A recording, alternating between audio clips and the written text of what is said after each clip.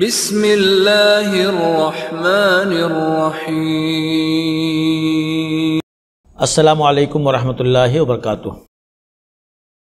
الحمدللہ رب العالمین والعاقبۃ للمتقین والصلاة والسلام علی اشرف الانبیاء والمرسلین۔ یا ایھا الذین آمنوا اتقوا اللہ حق تقاتہ ولا تموتن الا وانتم مسلمون۔ یا ایھا الناس اتقوا ربکم الذی خلقکم من نفس واحدہ وخلق منها زوجها وبث منهما رجالا كثيرا ونساء واتقوا الله الذي تساءلون به والارحام ان الله كان عليكم رقيبا۔ يا ايها الذين امنوا اتقوا الله وقولوا قولا سديدا يصلح لكم اعمالكم ويغفر لكم ذنوبكم ومن يطع الله ورسوله فقد فاز فوزا عظيما۔ ناظرین گرامی قدر، بھائیوں کے حقوق پر ہماری گفتگو ہو چکی ہے۔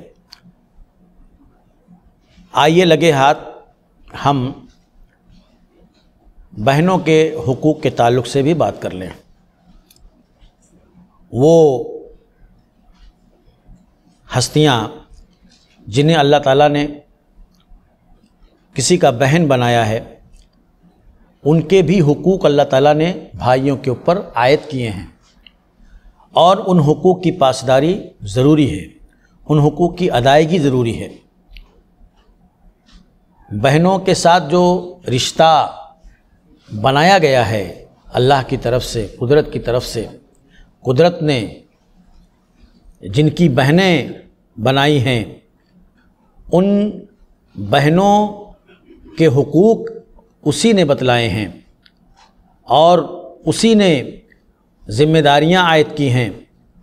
ان ذمہ داریوں کی ادائیگی کے بغیر، ان کے حقوق کی ادائیگی کے بغیر، ان کے ساتھ صلہ رحمی کے بغیر ہم ایک اچھے، ایک پکے، ایک مثالی مسلمان نہیں بن سکتے۔ ہم کو کامل مسلمان بننے کے لیے اور اسلام کی تعلیمات پر عمل کرنے کے لیے ضروری ہے کہ ہم ان کے حقوق کی پاسداری کریں اور ان کے حقوق کی ادائیگی کریں۔ سب سے پہلی چیز، یہ جو رشتہ ہے بہن کا، اس رشتے کے اندر کمزوری نہ آنے دیں، اس کے اندر دراڑ نہ آنے دیں۔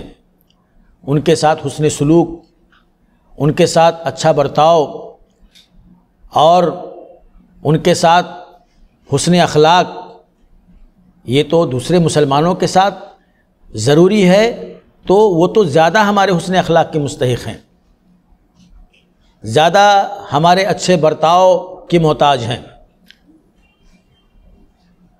ایک وقت آتا ہے کہ یہ بہنیں پرائے گھر میں چلی جاتی ہیں، ایک ٹائم ایسا آتا ہے کہ وہ دوسروں کے گھروں میں پہنچ جاتی ہیں اور ہمارا گھر ان سے خالی ہو جاتا ہے۔ ایسے میں وہ غیر نہیں ہو گئیں، یا جو رشتہ اللہ تعالیٰ نے بہن کا بنایا ہے وہ رشتہ ختم نہیں ہو گیا، بلکہ وہ ابھی بھی بہن ہیں اور آپ کے والد کی بیٹی ہیں، لہذا ان کو فراموش نہیں کرنا چاہیے۔ آج وہ پرائے گھر چلی گئیں، لیکن وہ کبھی کبھی آتی ہیں اپنے ماں باپ کے گھر، اپنے بھائی کے گھر وہ آتی ہیں، اور جب بھی وہ آئیں تو ان کے ساتھ اچھا برتاؤ ہونا چاہیے، ان کی خاطر اور تواضع ہونی چاہیے،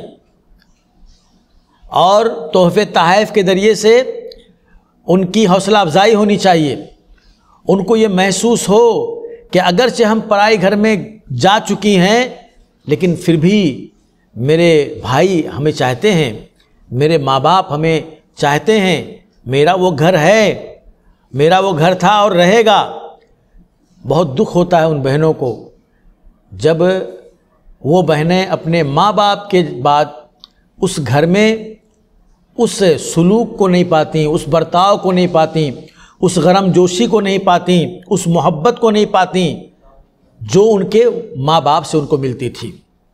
اکثر والدین کی وفات کے بعد بہنوں کے ساتھ یہ حادثہ ہوتا ہے کہ بھائی اپنے بہن کے لیے باپ کا رول ادا نہیں کر پاتے، بھائی اس خلوص کو، اس محبت کو باقی نہیں رکھ پاتے جو باپ کی زندگی میں اس گھر میں تھا اس بہن کے لیے۔ ایسے احساسات سے جو بہنیں گزرتی ہیں ان کو بہت تکلیف ہوتی ہے، اور ان کو احساس ہوتا ہے کہ میرے ماں باپ کا گھر تھا، یہاں میں پلی بڑھی، پہلے کتنا اچھا تھا، لیکن دیکھو اب کیسا ہو گیا، اب پہلے جیسی بات نہیں رہ گئی، اب پہلے جیسی محبت نہیں رہ گئی۔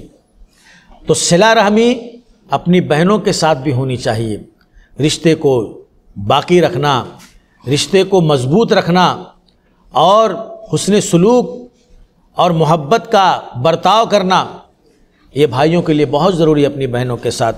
دیکھیے اللہ کے نبی صلی اللہ علیہ وسلم کی ایک رضائی بہن تھیں حضرت شیمہ رضی اللہ تعالیٰ عنہ۔ بہنوں کے ساتھ کیسا رہنا ہے یا بہنوں کے ساتھ آپ کا کردار کیا ہونا چاہیے، یہ بھی آپ کے رسول کی زندگی آپ کو بتاتی ہے۔ اسی لیے ہم کہتے ہیں کہ ہمارے رسول اسوہ کاملہ ہیں، اسوہ حسنہ بھی ہیں، اسوہ کاملہ بھی ہیں، ہر طرح کی چیز کے لیے رہنمائی اور اسوہ اللہ کے نبی صلی اللہ علیہ وسلم کی زندگی میں ہمارے لیے موجود ہے۔ اللہ کے نبی صلی اللہ علیہ وسلم کی رضائی بہن حضرت شیمہ رضی اللہ تعالیٰ عنہ مسلمان ہوئی ہو۔ قبیلے بنو سعد میں جب اللہ کے نبی صلی اللہ علیہ وسلم دائی حلیمہ کے پاس تھے، ان کی والدہ نے ان کو وہاں پر بھیجا تھا تاکہ شہر میں رہ کر امراض سے بچے محفوظ رہیں، یہ مکہ کا دستور تھا۔ تو اللہ کے نبی صلی اللہ علیہ وسلم نے ایک عرصہ وہاں پر گزارا ہے قبیلے بنی سعد کے اندر حضرت حلیمہ کے ساتھ۔ تو اس وقت یہ ان کی بہن تھیں، اللہ کے نبی کو گود میں لے کر کے یہ چلتی تھیں، پھرتی تھیں، اللہ کے نبی صلی اللہ علیہ وسلم کا بہت خیال رکھتی تھیں، کیونکہ ہمارے نبی ایسے تھے کہ جو بھی ان کے قریب آتا تھا وہ ان کو چاہنے لگتا تھا اور وہ ان کے اوپر جان چھڑکنے لگتے تھے۔ ایسے نبی کا اخلاق تھا، بچپن میں بھی، جوانی میں بھی، بڑھاپے میں بھی، اس طرح سے اللہ کے نبی صلی اللہ علیہ وسلم زندگی گزاری۔ تو حضرت شیمہ رضی اللہ تعالیٰ جب غزوہ حنین میں صحابہ نے حملہ کیا ہے تو یہ اسی قبیلے میں تھی اور اپنے شوہر کے ساتھ رہتی تھی، غربت تھی، اب بڑی پریشان کن زندگی گزار رہی تھی۔ جب صحابہ ان کے پاس آئے تو انہوں نے کہا تمہارا سردار میرا بھائی ہے۔ اتنا سننا تھا کہ سب دنگ رہ گئے، ارے یہ کیا بول رہی ہے، ہمارے نبی اس کے بھائی ہیں اور ہم کو ابھی تک خبر ہی نہیں۔ کہا اگر تم کو یقین نہیں آتا ہے تو مجھے ان کے پاس لے کے چلو۔ پھر حضرت شیمہ رضی اللہ تعالیٰ عنہ کو لے کر کے اللہ کے نبی صلی اللہ علیہ وسلم کے پاس آئے وہ لوگ۔ راویوں نے لکھا ہے کہ نبی نے جب دیکھا حضرت شیمہ رضی اللہ تعالیٰ عنہ کو تو قبیلے بنو سعد کے وہ صبح و شام یاد آ گئے اور وہ پرانی یادیں ذہنوں کے اندر تازہ ہو گئیں۔ ایک ایک پل آپ کو یاد آیا، حلیمہ یاد آئیں، شیمہ یاد آئیں، ان کا بچپن یاد آیا، آپ کا اپنا بچپن یاد آیا، کیسے کھلاتے تھے، کیسے نبی کو پلاتے تھے، کیسے کیسے نبی کے ساتھ انہوں نے محبت اور پیار کا برتاؤ کیا تھا۔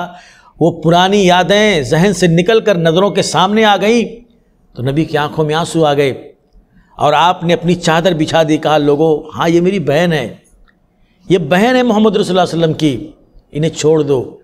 آپ نے ان کے لیے اپنی چادر بچھا دی اور کہا کہ بہن تم رہ جاؤ میرے پاس، میں تمہاری کفالت کروں گا، میں تمہاری دیکھ ریکھ کروں گا، میں ہوں نا، آپ رہیں ہمارے پاس۔ یہ اللہ کے نبی صلی اللہ علیہ وسلم نے اپنی بہن حضرت شیمہ رضی اللہ تعالیٰ عنہا سے کہا، لیکن وہ فیملی کے ساتھ تھیں، ان کا اپنا ایک خاندان تھا، پریوار تھا۔ انہوں نے کہا کہ محمد میں نہیں چھوڑ سکتی اپنے جو ہے خاندان کو صلی اللہ علیہ وسلم، مجھے آپ جانے دیں۔ کہا اچھا ٹھیک ہے جاؤ، لیکن میرے تحفے لیتے جاؤ۔ اس کے بعد اللہ کے نبی صلی اللہ علیہ وسلم نے ان کو تحفے دیے، تحائف دیے، ان کو بکریاں دیں اور کچھ درہم و دینار دیے، یعنی کثیر مقدار میں تحائف اللہ کے نبی صلی اللہ علیہ وسلم نے حضرت شیمہ رضی اللہ تعالیٰ عنہ کو دیے۔ دیکھو ہمارے نبی نے اپنی ایک رضائی بہن کے ساتھ کیسا سلوک کیا، کیسا برتاؤ کیا۔ تو ہمارے نبی کے دل میں بہنوں کے لیے نرم گوشہ تھا، بہنوں کے لیے پیار تھا، سلوک تھا اور وفا تھی اور احسان تھا۔ تو ہم تو ان کے امتی ہیں، ہمارے دلوں میں بھی بہنوں کے لیے پیار محبت ہونی چاہیے، بہنوں کے لیے احسان کا جذبہ ہونا چاہیے۔ جب کبھی بہنوں کے اوپر کوئی وقت آئے، کوئی تکلیف آئے، کوئی پریشانی آئے تو ہم کو اپنی بہن کے فیملی کے ساتھ کھڑا ہونا چاہیے اور جو بھی ہم سے ہو سکے ان کی مدد کرنی چاہیے۔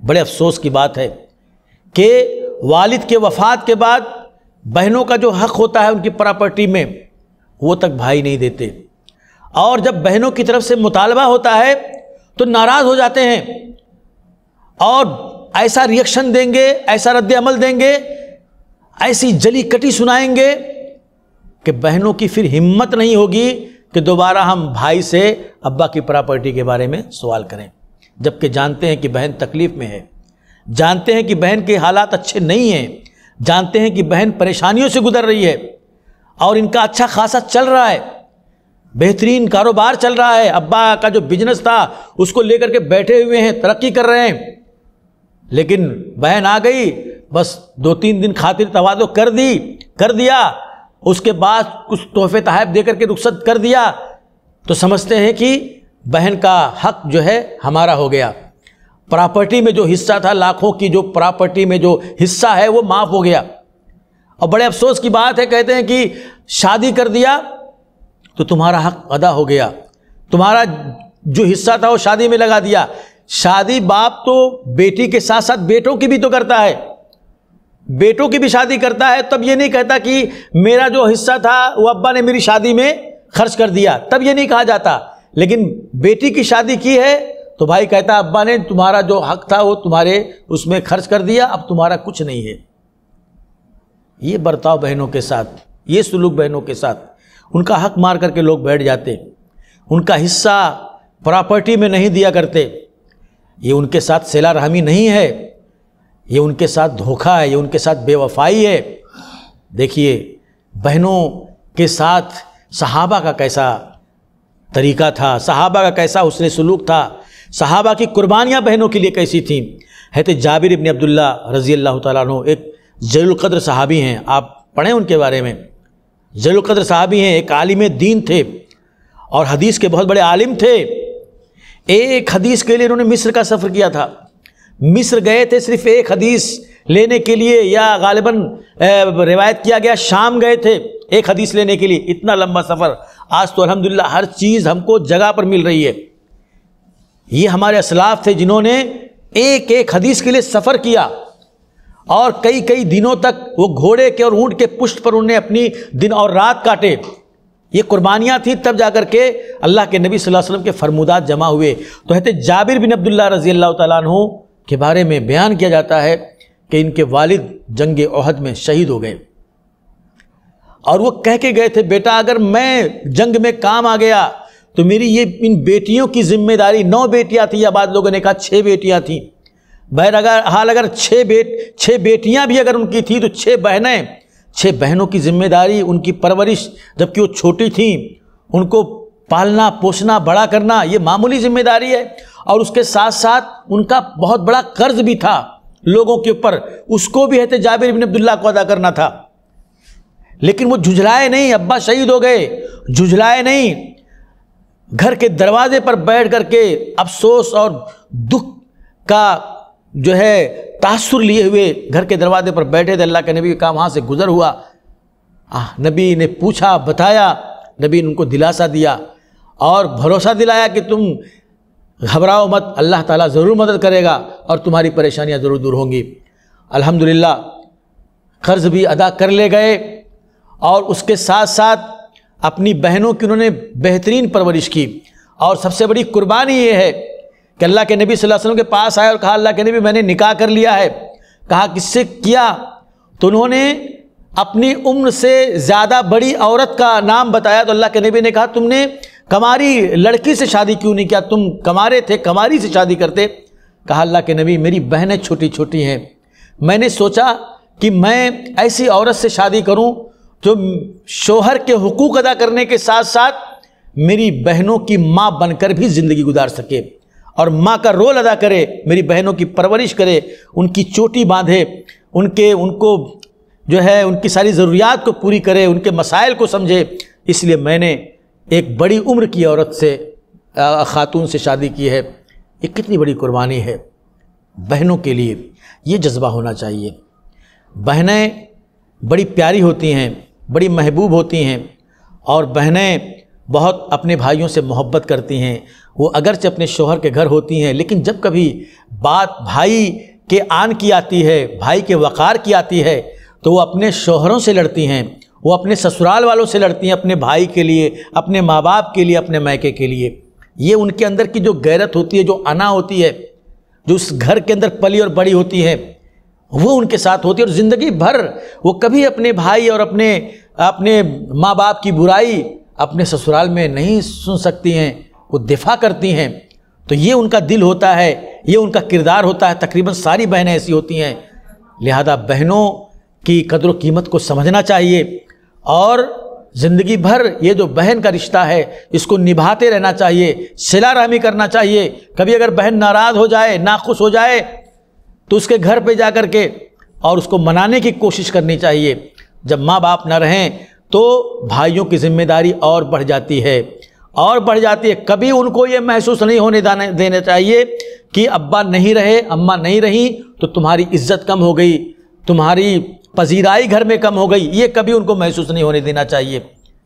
یہ جو ہے حق ہے ان کا، اور اس حق کے بارے میں ہر مسلمان کو سنجیدہ ہونا چاہیے۔ اللہ سے دعا ہے کہ اللہ تعالی ہمیں اپنے بہنوں کے اور تمام رشتہ داروں کے حقوق کو سمجھنے اور اسے ادا کرنے کی، اس کی پاسداری کرنے کی توفیق عطا فرمائے۔ آمین۔ وآخر دعوانا الحمدللہ رب العالمین۔